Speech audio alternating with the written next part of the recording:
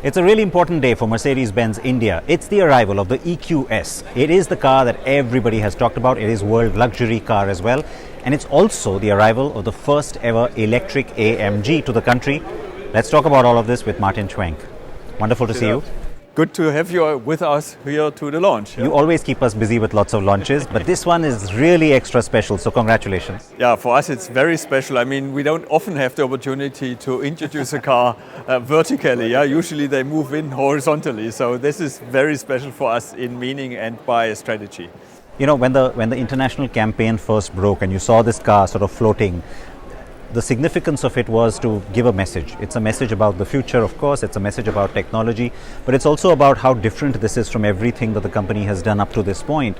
From an Indian point of view, you know, when you talk about Indian consumers and also what this means for your portfolio, how significant does this become?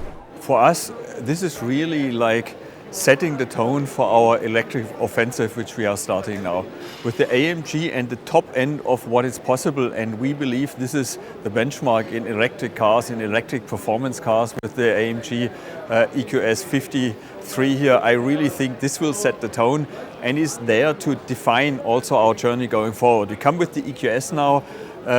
We reposition the brand like this, and then we come in around a month's time with the EQS 580, which is then the locally produced model, also very powerful, full of tech, but then also at a little bit different price point. Local production also means that this is really in earnesty we start the electric journey, and from there I see only really very positive outlook going forward.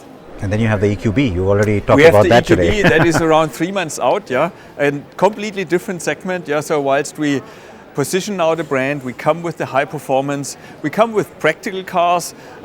We will also add an even more practical vehicle, which is then the EQB. It's a 7-seater. You heard that today. You have seen and driven the car, and specifically now in this segment, not electric or ICE, we don't even have a 7-seater. So for us, that's a complete new venture in our entry luxury segment with an electric car there. So I'm very excited and I'm very optimistic that this will also be really taking off then in a couple of months. Yeah. A lot of reactions to the cars being driven by us last month, and you have to bring the rose gold, I can tell you that. But you know, the thing is with also the announcement you talk about EVA 2. You know, the platform itself, we understand, of course, how it's flexible. The fact that you're also productionizing it in India becomes a very significant step that sets you up. I mean, you have models like the EQE in the future as well that I know you're considering. That aspect of bringing this into local production, was that always the plan from the start, or did it evolve? I think we have, over the months, I should almost say over the years, permanently adjusted our strategy. I mean, this entire topic of electric vehicles is extremely dynamic. You have on the one hand, we have the product pipeline which is filling up globally, and that's also not a static process. I mean, every quarter permanently they review how to do, what is the best, what's the strategy going forward. Right now we know, for example, that by 2025 we'll have 15 fully electric vehicles. So our job then is to figure out which of these electric vehicles do we bring here, do we bring them in CBU, do we build them locally? And this process has started now, I say 2-3 years ago, where we continuously were involved in looking into what's coming, what should we be doing. And then we have multiple times rediscussed what is the right product to start with. And I'm personally completely convinced that the EQS is exactly the right product, because there we have this EVA 2 architecture, which is completely fully dedicated electric. It's the most future-ready platform as such. And for us to do it here in India and also to say we can do and build this, say, high-end, high-tech, high-electric vehicle here in India, this is what we're aiming at, and I think that's the right approach to start with. Volumes will also be good, but we will then take subsequent decisions, and I was already saying it's not long-term plans that are all clear. I would say every quarter we review in very detail what is happening on the product portfolio, what's happening in our customer base. 2 years ago, the demands were different, the questions were different. When I'm now meeting customers, and I do that frequently, the questions get far more specific, yeah? And they ask me, what are you doing with electric? And also they ask, for example, about charging network. Yeah? In fact, I want to talk to you about charging because you made some significant announcements around that.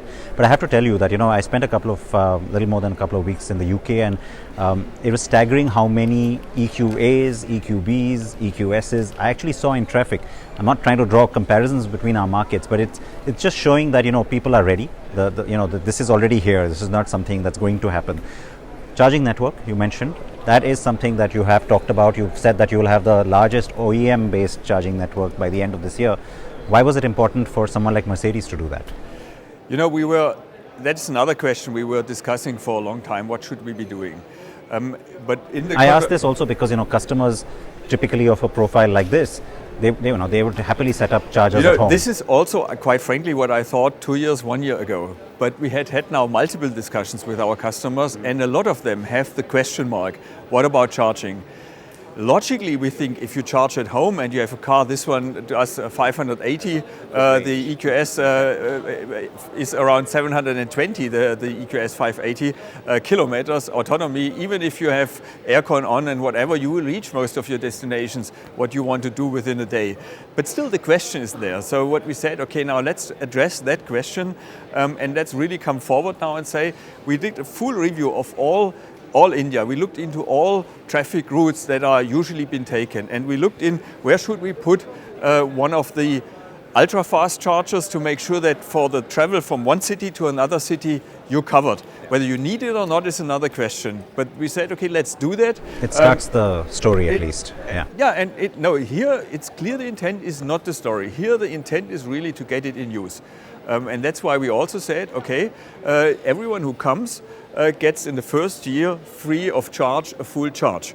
And before we went into that, that's not only the long distance route. I had asked my team to come up with a complete description of use cases. What is a customer going to do?